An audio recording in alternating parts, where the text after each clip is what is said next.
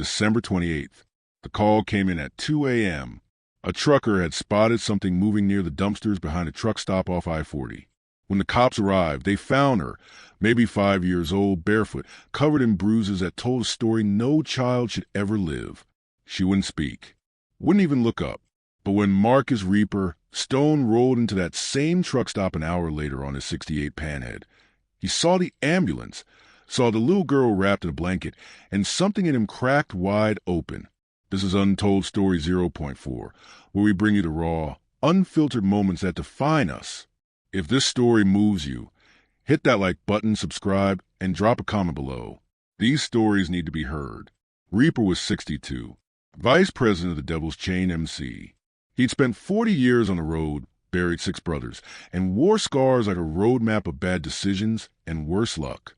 He didn't do soft, didn't do sentiment. But when that little girl's eyes met his for just a second, something ancient and protective stirred in his chest. He asked the paramedic what happened. They told him. Suspected abuse, mother's boyfriend, no witnesses willing to talk. The bastard had already skipped town. Most men would have shaken their heads and rode on. Reaper made a phone call. Within 3 days, every chapter from Nevada to Tennessee knew the name Derek Mallory. 28 years old. History of violence. Last seen heading east. The brotherhood doesn't forget, and they sure as hell don't forgive when it comes to kids. Reaper didn't ask for permission. He just started riding. He found Mallory in a dive bar outside Memphis, laughing with his buddies like he hadn't left a child for dead. Reaper walked in alone, his leather cut catching the dim light, boots heavy on the sticky floor. He didn't say a word, just stood there until Mallory noticed.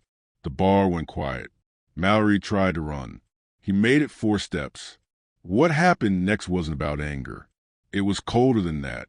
Reaper dragged him outside, and in the parking lot under the flicker of a neon sign, he made sure Mallory understood exactly what he'd done. Every punch, every word was measured, calculated. When Reaper finally let him drop, Mallory was crying, begging. Reaper called the cops himself, waited until they arrived, and handed over a recorded confession he'd gotten on his phone. Mallory admitting everything, thinking Reaper was just another thug. The law would handle the rest. But Reaper had made sure that every inmate in that county jail would know exactly what Mallory was in for. Some punishments don't end with a sentence. Reaper never saw the little girl again. Didn't need to.